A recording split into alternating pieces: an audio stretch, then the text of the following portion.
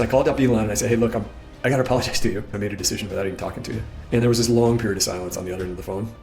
Was it very intense working with him? He doesn't need much sleep, doesn't need much small talk, and is on. He's got a great sense of humor. Let's say you're recruiting a person. How do you know? It's a great question, Bonnie. The culture of the East is telling you there is a correct answer and you follow the rule. The founder of TSMC came to work in the United States for Texas Instruments and saw a company that he thought could be much better. And he started to question the status quo. This is definitely an Elon inspiration. He is notorious for questioning every assumption. The question I ask is this requirement a requirement of law, physics, or safety? The framework was developed to drive big innovations. James was one of Steve Jobs' first chiefs of staff. And before that, he was the head of product. So I said, James, take me through like how you and Steve thought about product requirements. We've got this idea for the iPod, this personal music player. Steve's rule was we could only have 2 requirements. We were sleeping in the factory. It's a conference room with a bunch of big, long bench seats that are along the wall. And so we'd have sleeping bags and we'd jump into a sleeping bag and sleep on one of the benches. Don't let fear hold you back. I am so excited to talk to our guest today. Jon is amazing because he's built 6 companies across different industries, from insurance to auto services, and he's worked alongside one of the greatest leaders of our time, Elon Musk. He has led one of the greatest companies of our generation, Tesla, and he's the author of this amazing book that me and my mom loved, The Algorithm. Welcome, Jon. Thanks for having me, and I'm so glad you and your mom liked the book. There are so many ways I can start the conversation, but I was thinking, like, how about some role play? Like, take us back to the room and that point of your life. And you had already, built 6 companies. You've been CEO for many, many years. Now you're meeting Elon Musk. And I'm meeting Elon Musk really before Elon is the Elon we know today. I mean, people knew who Elon was, obviously, but he didn't have the following or the celebrity that he has today. Although he had a pretty good fan base in space and in electric cars. And so he and I are in the room. We got introduced through a crazy set of circumstances. We shared a very good friend, and that very good friend had passed away. And ironically, in the months following that, Elon and I were introduced by our friend's wife, and so we're in a room, and actually our first interaction is over the phone, and he had been trying to get my friend's wife to come and join as president of Tesla. Everybody knows, I think, who she is. It's Sheryl Sandberg, just a wonderful person. And she called me up. She said, "I'm an ad person. I don't know how to manufacture stuff, but you've had experience in manufacturing, and I'd like to introduce you guys because I think you'd be a much better fit for what Elon's looking for." So she introduced us. We got on the phone, and my first question for him was, "What are you looking for? Like, why now? And what does success look like?" And he said, "Hey, look, I am looking for a fellow entrepreneur." I said, "Well, don't you want a big company person? Like, your company's already, at this point, was about 1.8 billion in sales." And he said, "No, that's exactly what I don't need. Entrepreneurs know how to allocate capital. They know how to appropriately assess risk, and they know how to live with like a cloud over their heads every day because you're always worried about making payroll and staying afloat." And he's like, very few people have that grit, and big company people certainly don't have that grit because they don't have to worry about that when they wake up in the morning. And he's like, "I want a fellow entrepreneur." So that's kind of how our conversation started. And then it rolled from there. And you did something before you even joined Tesla. You went to Tesla stores. Yeah, I wasn't quite sure that I could. I told him, like, "I'm not quite sure I can help you, but I want to make sure I can be useful."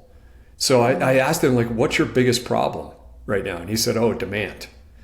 And I said, "Well, how many cars have you promised the street you'll sell this quarter?" And he said 12,000. And I said, "Okay, let me go poke around your demand problem.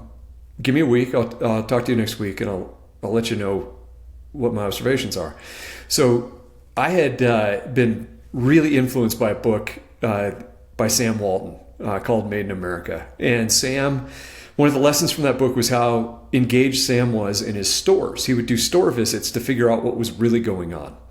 stuff that couldn't bubble up through reports or through presentations from his subordinates. He had to go see it for himself. So I had learned that. And so in this situation, I wanted to go see what was going on in Tesla stores.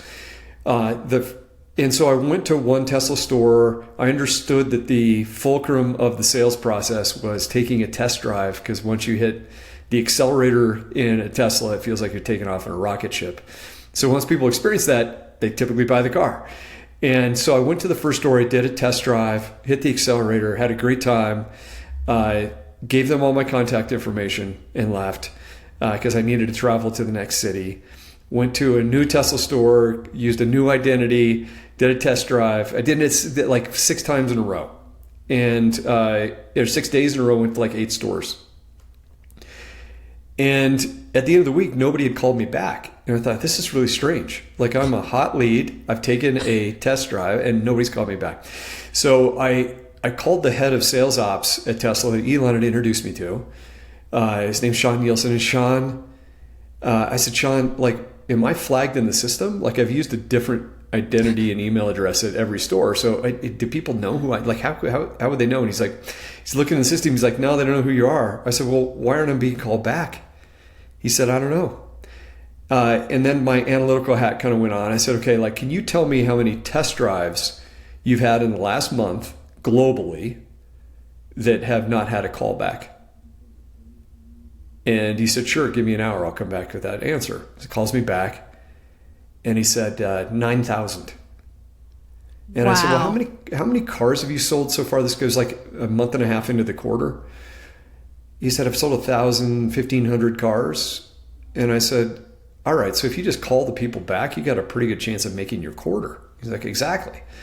So I said, okay, how about this? Why don't you stop the sales team's abilities to do any new test drives until they call the test drives they've already done in the last 30 days back? Can you do that? He said, yeah, I can do that. I said, how fast? He said, globally in about an hour and a half. I said, cool, do it. So he did, and he called me back about 10 hours later and said, you wouldn't believe what happened in Asia today. We sold a bunch of cars. I said, of course you did, because you're just calling people back. This is like shooting fish in a barrel. It's pretty easy once you do your job. And so then I had this pit in my stomach, because I remembered I was acting like a CEO. I'd made a pretty big decision with the head of sales ops, and I didn't even work at the company yet. So I called up Elon and I said, hey, look, I got to apologize to you, but I poked into your demand problem. Your problem is your salespeople aren't calling people back to the tune of 9,000 cars. I think you can make your quarter. And so here's what I did. I told your head of sales ops to stop all new leads until everybody started to get into this motion of calling test drives back immediately. And here's what happened over the last 10 hours in Asia. We sold a lot of cars. So I think this is going to work. And but I said, I got to apologize to you. Like, I've been a CEO for the last couple of decades. I haven't worked for anybody, and I forgot that I didn't even work for you yet. And so I got to apologize. Like, I stepped out of bounds and I made a decision without even talking to you. And there was this long period of silence on the other end of the phone. And I've come to know now that that's Elon thinking, not Elon reacting, but thinking. And it seemed like forever. And I was about ready to ask him if he was still there. And he came back on and said, you know what? I think you're going to fit in here just fine. That's exactly what I need you to do. I need you to make decisions based on the inputs that I would have made. And you've just done that. So let's talk about you joining Tesla. And I still was resistant, wasn't quite ready, but a few weeks later I was. What was the thought process like? Because you've been, calling shots, making the final decisions for a long time, and now you have to work for somebody else. Yeah, my biggest company hadn't gotten nearly as big, maybe half as big as Tesla, and so I was really worried about scale and whether my skills would translate at scale. And at the heart of that was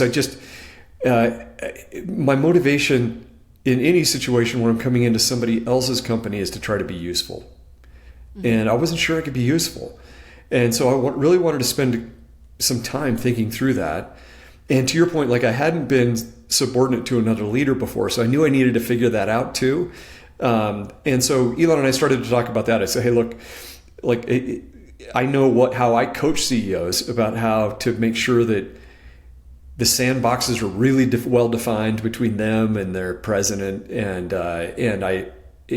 could we do that? And so we talked through that, and I got pretty comfortable with that.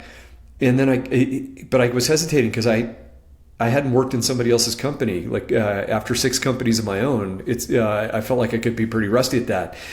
And he called me up and said, "Hey, look, you've just started this company that's now grown 10 years later to be quite a big company. I just started it." And he said, "What are you going to tell your grandkids when you're sitting on a porch with them how you affected the world?" He's like, "This new company's pretty interesting, but do you think it'll really change climate? Do you think you could have that kind of impact at that company?" And we all know now that Elon is fantastic at the sale and the promote. He was pretty good at that with me. So I hung up, and my wife grabbed me and she said, "Who was that?" I said, "It's Elon." And she said, "Well, what did you guys talk about today?" I said, "Well, he asked me this really interesting question. Like, what am I going to be proud of when I'm sitting on a porch with my grandkids and I tell them what I've accomplished with my life?" She said, "Well, you just stop it already. Just go join him. And I think you're going to have an impact there, and it's going to have an impact on you." And she was right. Do you think that process changed how you hire people later on? I think, yes. I think I was having a conversation with a head of recruiting at a really fantastic robotics company this week. And we were talking about something that we had talked about while we both worked at Tesla. And she said, you told me that recruiting was the hardest sales job. And she said, "I never thought about recruiting as sales." And I said, "Yeah, like it is way harder to get somebody to uproot their life than it is to buy a $100,000 car. Way harder." And so recruiters, especially executive talent recruiters, have a really hard job.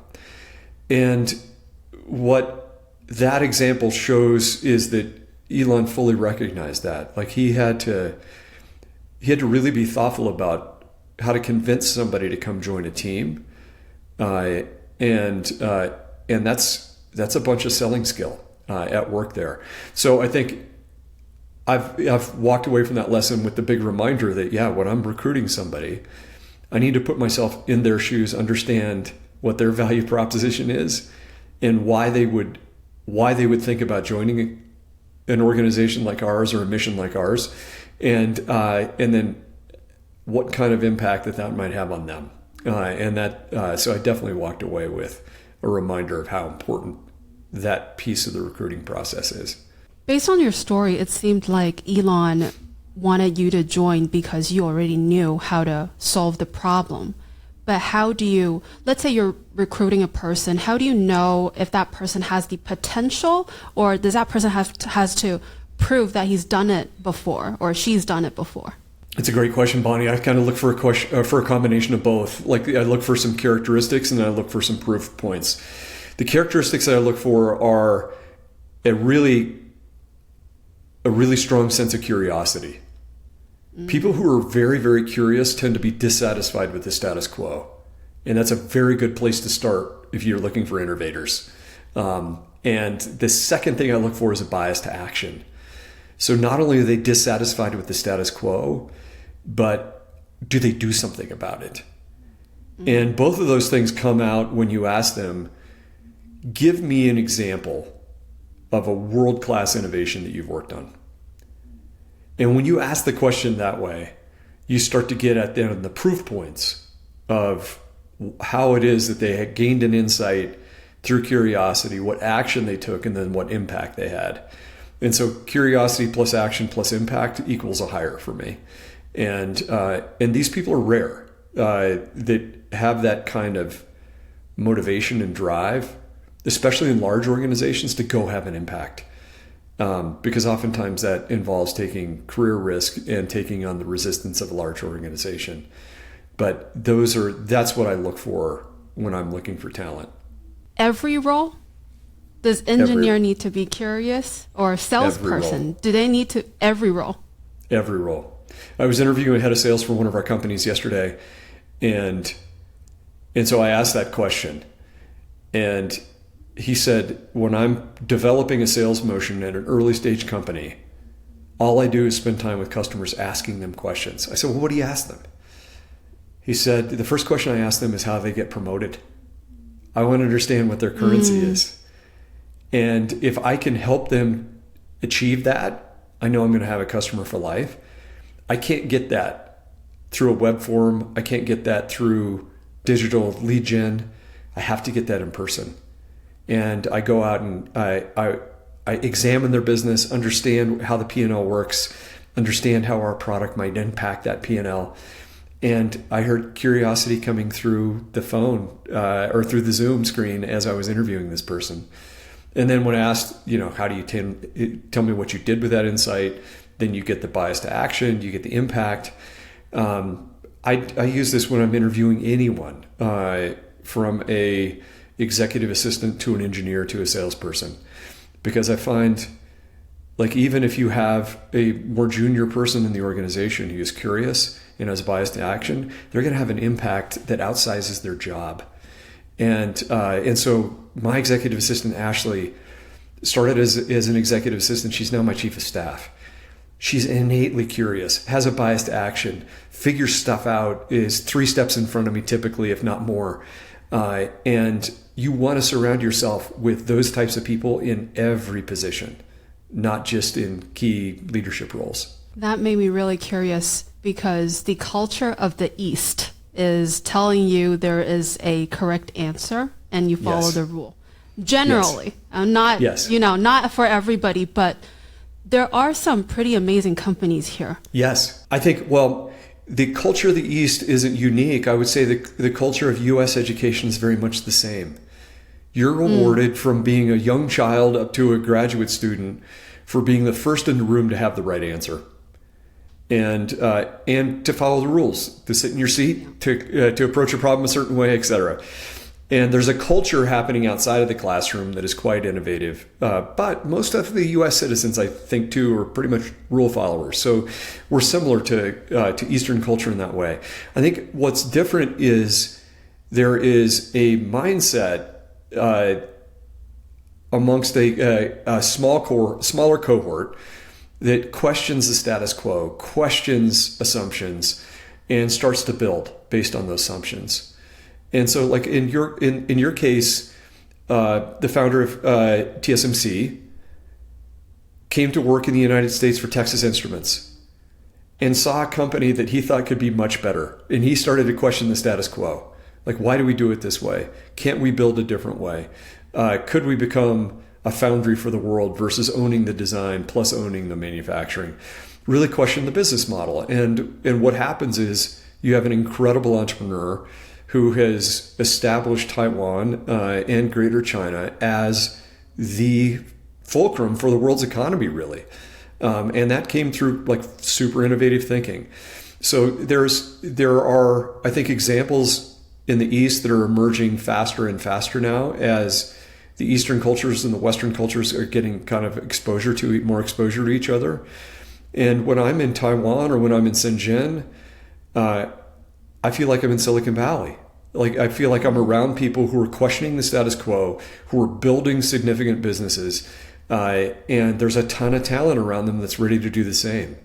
快速跟你分享一下好康哦，频道跟币安交易所的专属活动可以免费拿$30的奖励。现在到9月20号使用频道邀请码注册的新用户，或者是还没有交易过的频道用户，只要完成$150的入金，就可以免费获得价值$15的特斯拉美股代币 TSLAB。背后实际有特斯拉股票1:1支撑的代币。下方资讯栏连结点进去，开启一个币安的账户。如果画面问你推荐人，记得要加上 HELLOBTC HELLOBTC， 确保领取资格。之后下载币安的 App， 左上方的3条线点进去，奖励专区里面呢按领取任务。再来不限制任何的入金方式，就可以得到特斯拉的美股代币。如果不知道怎么入金呢，下方资讯栏的影片会附上所有手把手的注册跟入金的方式。新手每一步可能遇到的问题呢，那支影片呢都一次帮你全部解决了。另外呢，同样注册加入官方的 Line@ 参加免费线上的新手入门课程，再完成任务，再送你$15的 USDT。币安它是全世界最大的加密货币交易所，目前用户有超过3亿人，加密货币跟美股产品都很齐全，使用体验呢非常的滑顺跟直观，大大提升交易的效率。现在就到下方的资讯栏连结去领你的特斯拉股票跟$15的 USDT。This is the first step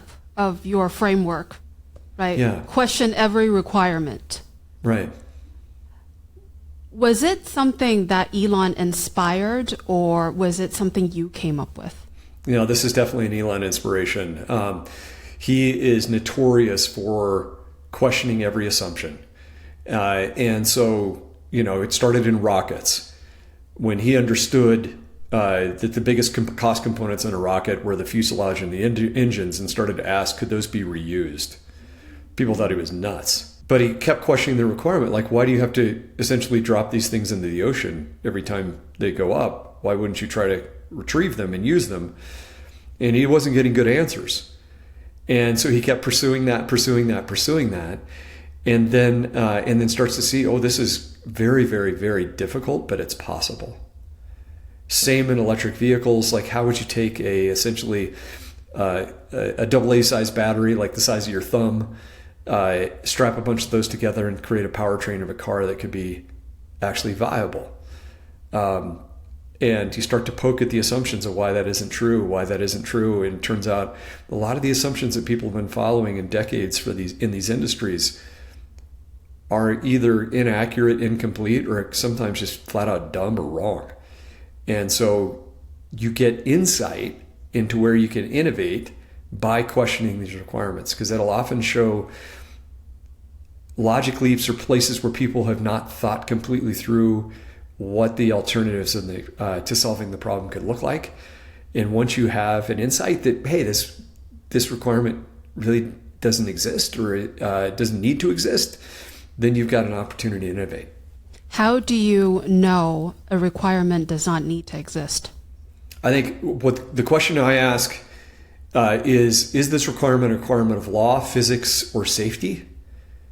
And if the answer is none of the above, then it's a candidate to really be under scrutiny. And it's got to prove that it is a real requirement. And if not, we'll eliminate that requirement. So an example of that is in the US, to buy a car, the loan or lease documents are about 12 pages long. And they're filled with paragraph after paragraph after paragraph that protects the company that's loaning you the money or leasing you the car. And one day I asked our head of legal, said, I want to question the requirement that we have to have a 12-page loan document and lease document. Could you tell me which of these paragraphs are a requirement of law or regulation? And he came back and said, none. And I said, what do you mean none? No way.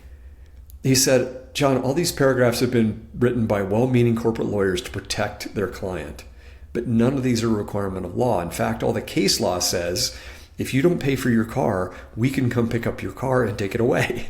He's like, all that law exists already. We don't need 12 pages to say that over and over again. And so I said, Todd, could we have a loan release that is basically a paragraph that says, here's how much I'm paying for the car.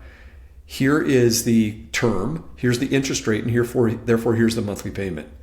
Sign here. He said, yes. And I said, why is nobody in the auto industry doing this? He said, because nobody asked the question, are all these paragraphs a requirement of law or a regulation? And he said, that question gets asked, and now we have a new insight. And that new insight is, we don't need a 12-page loan doc. And if we don't need a 12-page loan doc, we can have a one-click loan or lease checkout, which is unheard of in the auto industry. That insight helped us to create a customer journey that would wow people. Like, they were used to sitting in a car dealership for hours every time they tried to buy a car. And now they could just click, and the car's on the way to them. And that still today is mind-blowing to people that they can do that. And the pickup is very fast as well. Yes, exactly. The pickup is here. Like, here's your license. We'll put the license plates on the car before you got there. Here's your paperwork. Let's download the app so you now have a key to your car, and you're on your way. What made you question the 12-page paperwork? Because if you've bought a car before, that is like the norm. Yeah. And that's just it. Like, that's the Elon mindset of question every requirement. And so as I was staring at that, knowing that that was about 44 clicks online, which is terrible when you've got an online purchase experience, to have 44 clicks of anything. Then I just started asking myself, like, how could we get rid of the 44 clicks? And the answer was, you got to now start to question the requirement of why those 44 clicks are there. And they're there because of a 12-page loan or lease document. And so that's what led me to ask the question. Do you question customers' requirement as well? Sometimes, yeah. Like, I try to say, like, what's the core problem we're trying to solve for the customer? Or what's the core problem the customer would describe?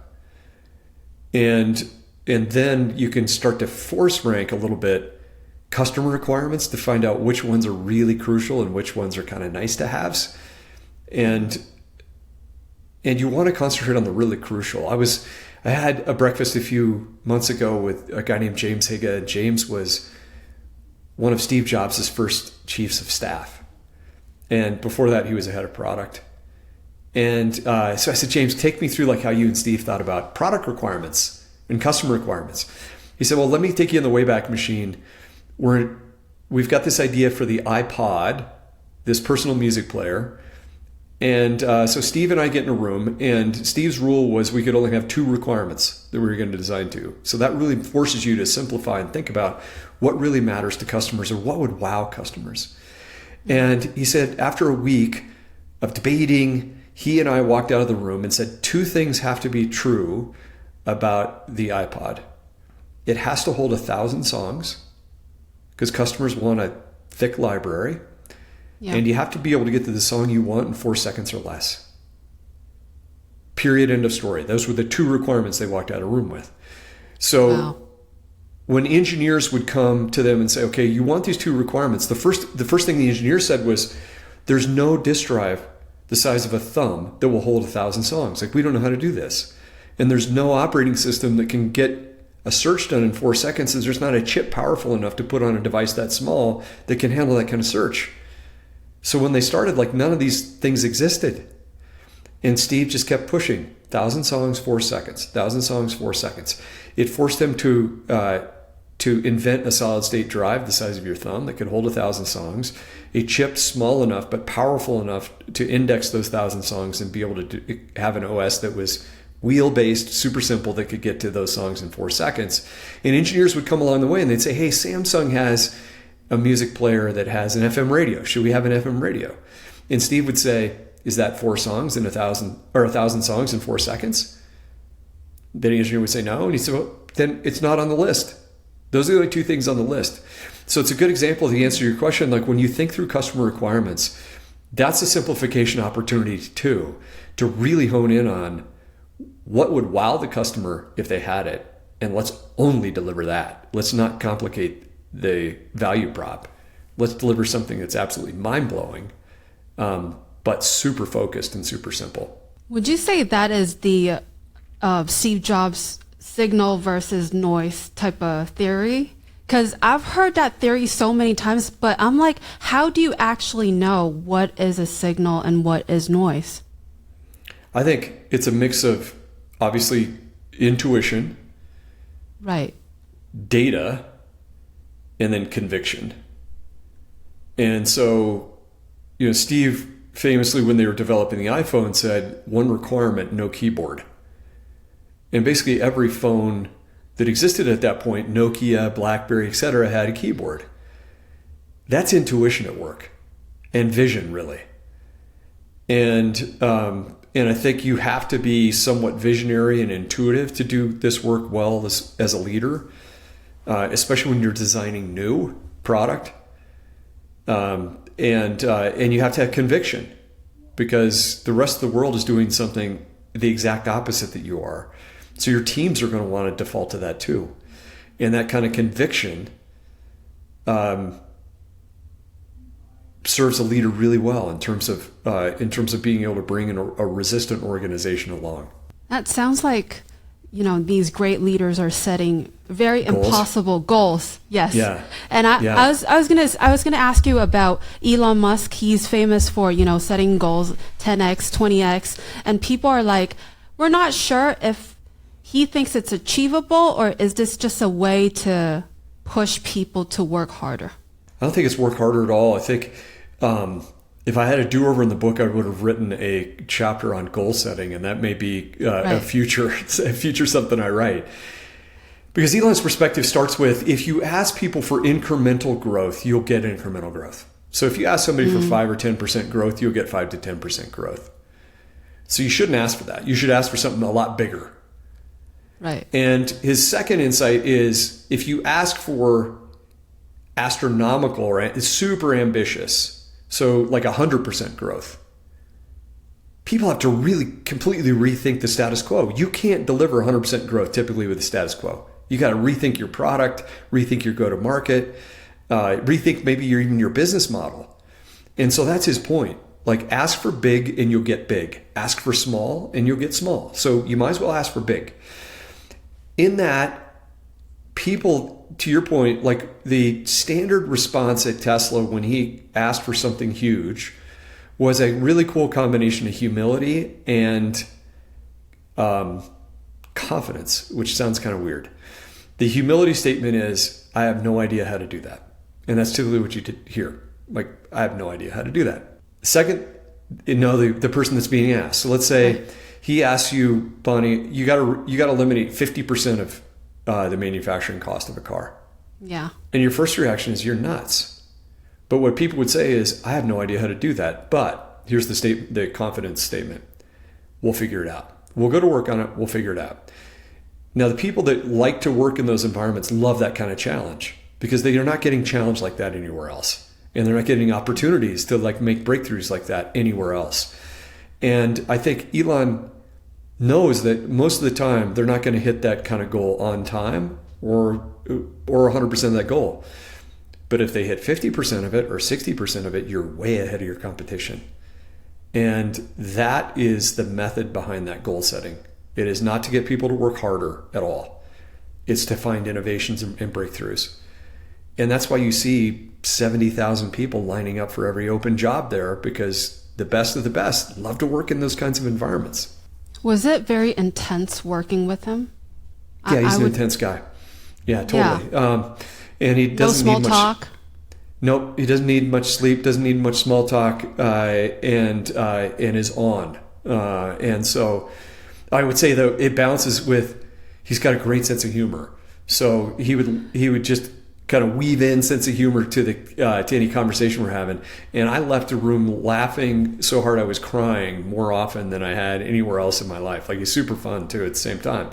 But yeah, he's an intense dude, and there's a reason why he's our generation's most successful industrialist across a wide variety of businesses, and that's because he's got this intensity that's pretty uncommon, combined with an intellect that's very unique. I'm sure it was very rewarding, working with him, but did you have to sacrifice a lot of personal stuff? Or luckily I was at a point in life where our kids were in college. They had they were out of the house. Needed a lot less time from me. I'm not sure I could have done this earlier in my career when one of my key focuses was being a present dad. So I was lucky to have a chapter in my life when we were working together where I had a bit more freedom on the family front, and it enabled me to kind of like pour myself into these sets of challenges, which I found pretty rewarding, and a super supportive spouse too that was fully on board in doing that. But I think, yeah, that intensity is not for everybody and not for every chapter of life, for sure.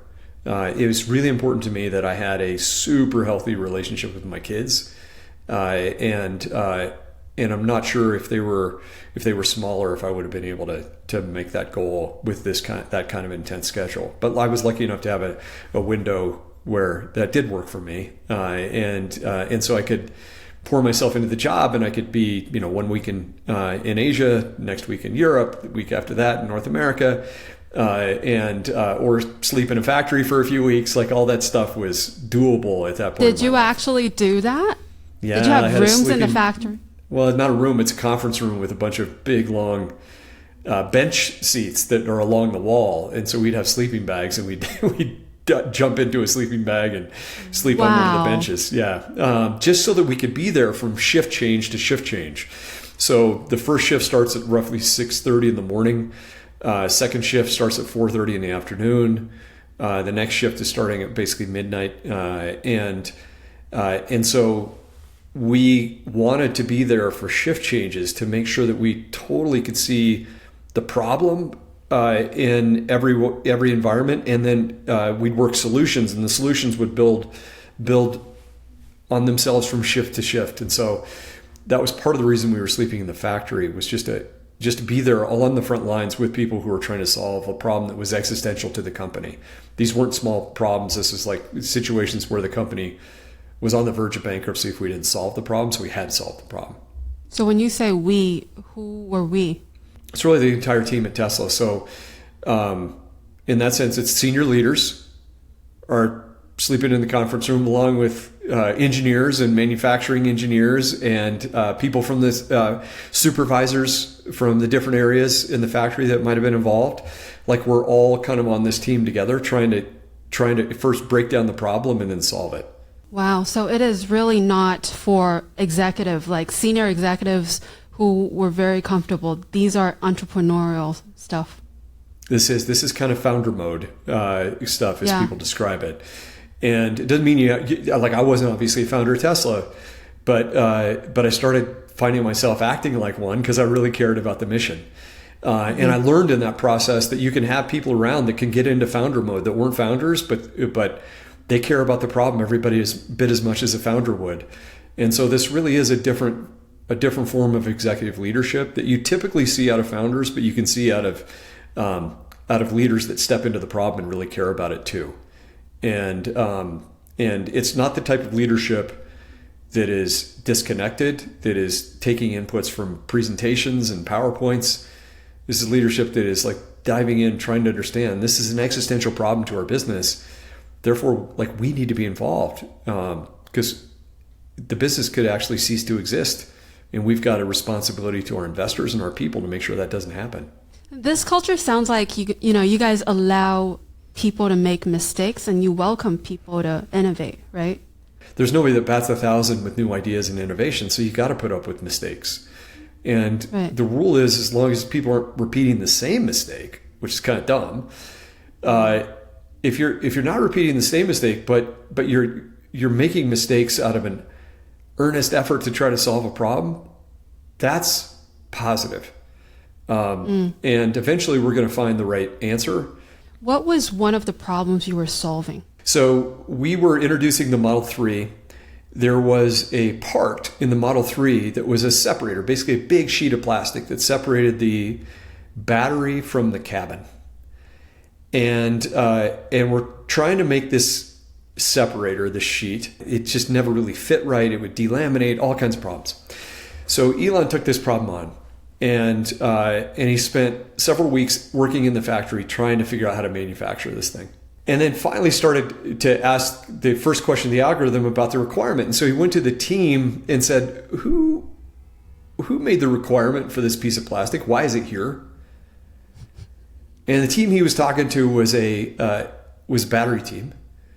And they said, oh, it's the cabin guys. They wanted a sound dampener between the road and the cabin. So they designed this part and put it into the bill of material. So he goes to that team and says, can you tell me why you feel like this is a requirement for sound dampening to have this kind of plastic sheet that's really difficult to manufacture? And they said, oh, we didn't do this. This was the battery guys. He said, I was just with the battery guys. They told me they didn't come up with this. It's you. And they said, well, it wasn't us. He said, give me the name of the person who's on the spec, like the name of the engineer. And so they go find the name of the engineer. It turns out it was an intern that didn't even work at Tesla anymore. So he then realizes he spent 3 weeks of his life solving a problem that didn't need to exist. The best part is no part in this example, and we shouldn't have had the part. So that's what the algorithm started, which was you got to question every requirement because some of this stuff is just dumb and you don't know where it comes from. And this particular part, you question the requirement. First step of the algorithm, you find out it's not necessary. Second step of the algorithm is you delete it, get rid of it. And make it prove that it needed to be there in the first place. Turned out it didn't.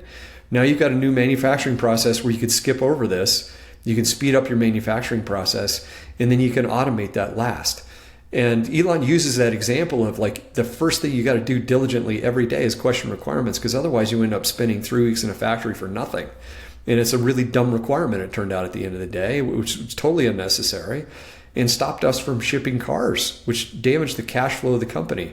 So sometimes these little small decisions can have huge impacts at the end of the day. After you delete the unnecessary steps, you accelerate the cycle time. Yeah, this is key. Like when you add speed to a new process, it reveals all the warts in the process. So you can't get speed without a very clean process that doesn't have quality issues and process issues. So you add speed to start to help you basically debug the new process that you've just invented. And in this case, it's pretty straightforward. You delete that part and you remove that from the manufacturing process, and the process itself starts to speed up because now you don't have this delay from that part. That's pretty unusual that it's that clean. Most of the time you've deleted a bunch of steps that are proven to be unnecessary because they're not real requirements, and now you got a brand new process that you got to teach humans and machines to do, sometimes software to do, and you add speed to get that process as perfect as possible. And then once you have it running at speed, which means you've got high quality, high throughput, and now lower cost, so you can get good, fast, and cheap, now you can automate it. And you should wait to automate it, because that automation step, that last step, when you pour automation into any process, it's like pouring concrete onto that process. And the only way you get it out is with a jackhammer. So you got to be really careful about when you do that, because you're creating technical debt for yourself if you do it too soon. Do you see AI changing that because now we can speed up the process? Yeah, I see AI like making bad process worse and more expensive. So if you pour AI into a process you haven't rethought and optimized, that process is broken, it runs faster to the bad answer, and it's more expensive because now you spent tokens to actually get to that answer. And so what you got to do as a leader is pump the brakes, slow down, and say, okay, we got to take a blank sheet of paper and redo this process and make it the most simple and elegant step ever. And then we'll apply AI to it. And then we'll get to the better answer faster. And I see organizations not taking that step because that step is hard work. It's easier just to take the existing pathway or process and apply AI to that versus really stopping and say, hey, before we do this, we've got one chance to make this a whole lot better so that AI is actually helping our impact versus hurting our impact. Is it fair to say that you think humans' judgment is still better than AI in this case? I think I think there are problems where AI is an incredible optimizer and can work way faster than humans. So I don't think that statement's universally true, but I do think you've got to be very cognizant of how AI works, how it can add value to a particular process. It can't add value to every process. And be very, very careful that you're working in a way that is leveraging AI to the max and not leveraging AI's flaws. Is it possible to talk to AI and ask AI, how do I simplify this process and use that result? You can use that as kind of as an input, I would say. Mm-hmm. But unless you've dumped a bunch of process data about your particular process into a model and trained that model, the answer you get is probably not going to be that great because it didn't have much data to go on. And so it's an input, but humans looking at perfecting that process can often have at least the kind of impact an LLM could have, if not greater. You know, Chamath and Alex Karp, they were on CNBC these past couple weeks, and they were talking about how, companies are not really supposed to spend token and feed critical information to AI that doesn't belong to them. And now you are basically being controlled by these platforms. Well, you're definitely giving your data you're giving very valuable insights to these platforms. 90% of the world's information sits behind a firewall. which means that as an individual company, my information is not out on the web. It's not crawlable by OpenAI or Anthropic, and it often contains trade secrets, IP, other things. So when you open up your IP and your trade secrets to a general model, it is absorbing that information and essentially sharing that information through inference to the world. So in that sense, Alex and Chamath are right. You want to be running models within a closed environment that are not sharing your trade secrets and your IP with the rest of the world, especially as you're making progress on more elegant, simple processes, innovation breakthroughs, etc. And there are certainly ways to do that. And that's why you see the world migrating more and more towards open weight and open source models that you can run on your own machines in your own environment. So you're protecting your data and your IP, but still leveraging the insights that can come from really powerful AI models. After reading your book, I had this question, and I did an MBA, and the first class was talking about the Toyota way, the lean process. And I would like to ask you, what's the difference between the lean process and this algorithm 5-step framework? I would say the lean process is amazing for incremental change, and the algorithm drives quantum or innovation change. When I started at Tesla, one of the first problems I was trying to tackle alongside our team was the Model X. And so I immediately came to that problem with my set of lean tools from the Toyota production system. And what I saw was we could get 5% improvement, 10% improvement, things like that. But if we wanted a real breakthrough, the Toyota production system wasn't sufficient. And the model of lean and constraints and Kaizen were incrementally helping, but they weren't having quantum breakthroughs. And as we developed the algorithm as a team, really, it wasn't just Elon, it was the whole team that developed this framework. The framework was developed to drive big innovations. Like how do you catch a rocket fuselage on its way down back to the Earth? How do you build a supercharger network worldwide that'll solve range anxiety? How do you build a Starlink internet network that is a satellite-based internet network for the world? Solves a problem that a lot of big brains were working on for decades. And all those things come from the algorithm framework.